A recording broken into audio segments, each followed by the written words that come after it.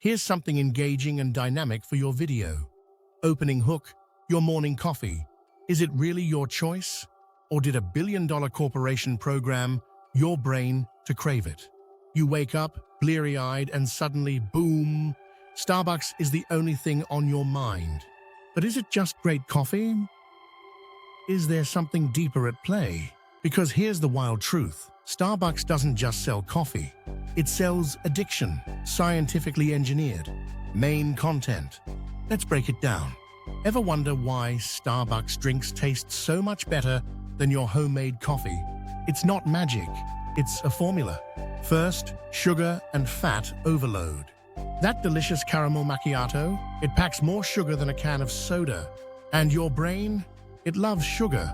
It lights up the same pleasure centers as hardcore drugs. Starbucks knows this, so their drinks keep you coming back for another fix.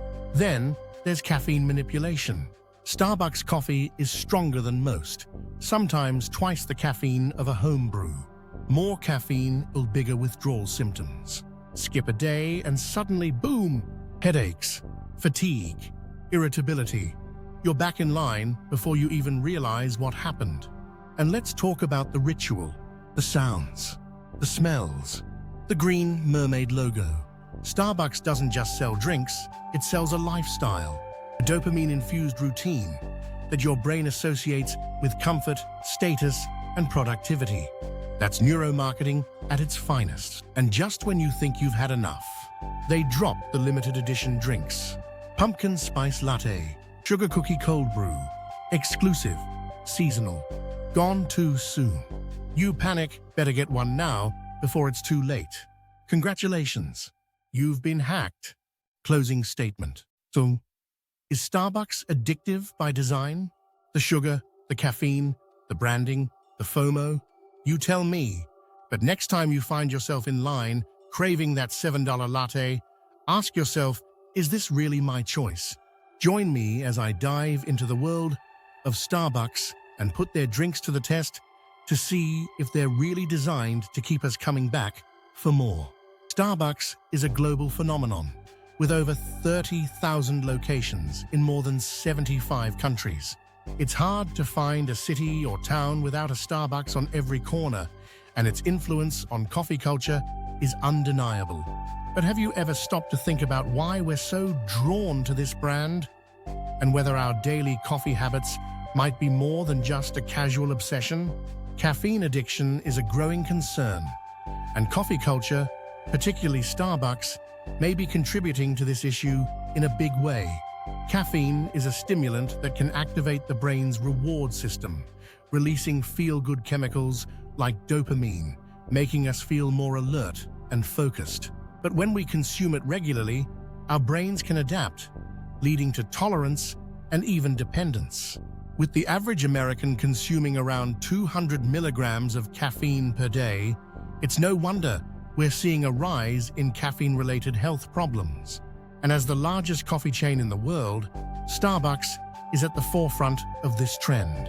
The reality is that many people are unwittingly addicted to caffeine, and the convenience and ritual of grabbing a daily coffee from Starbucks can make it hard to cut back or stop. In fact, research suggests that caffeine withdrawal can lead to headaches, fatigue, and even depression in some cases. And with Starbucks offering increasingly large sizes and more concentrated coffee drinks, it's easy to get hooked on the buzz without realizing the risks. So, what's driving this caffeine craze? And is Starbucks really to blame?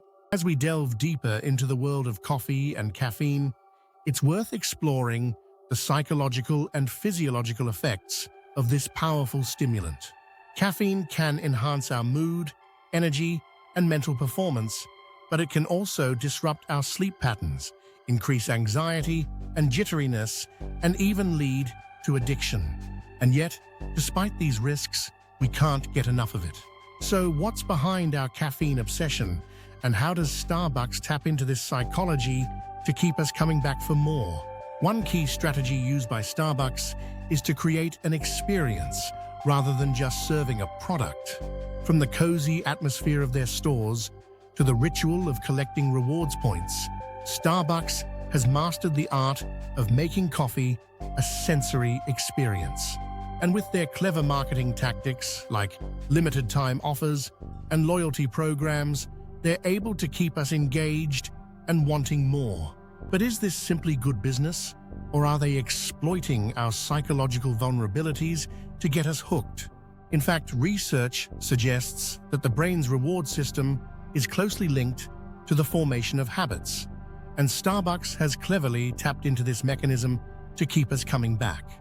By offering a consistent and familiar experience, they're able to create a sense of comfort and ritual around their products. And with their increasingly personalized marketing, they're able to target our individual preferences and emotional triggers. So, is it any wonder we find ourselves inexplicably craving that morning latte or afternoon pick-me-up? One surprising piece of evidence that reveals the extent of our addiction is the sheer volume of coffee cups and packaging waste generated by Starbucks each year. In fact, it's estimated that over 4 billion cups are thrown away annually, contributing to the staggering 25 million tons of coffee waste produced globally. And yet, despite this environmental impact, we continue to justify our daily coffee habits, often without realizing the true cost. So what does this say about our relationship with Starbucks and the role they play in our daily lives?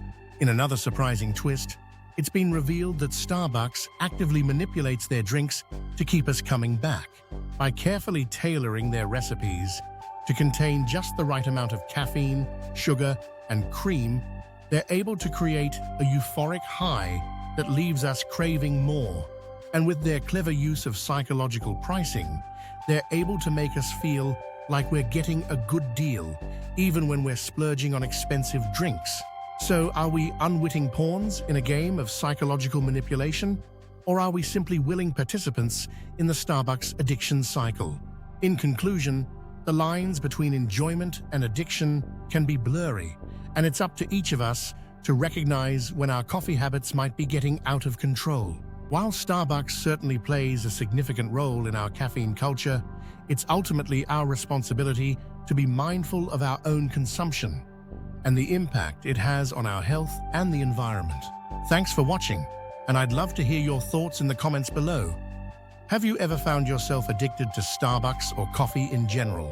And if you're interested in exploring more about coffee culture and the psychology of addiction, be sure to check out our next video on the topic.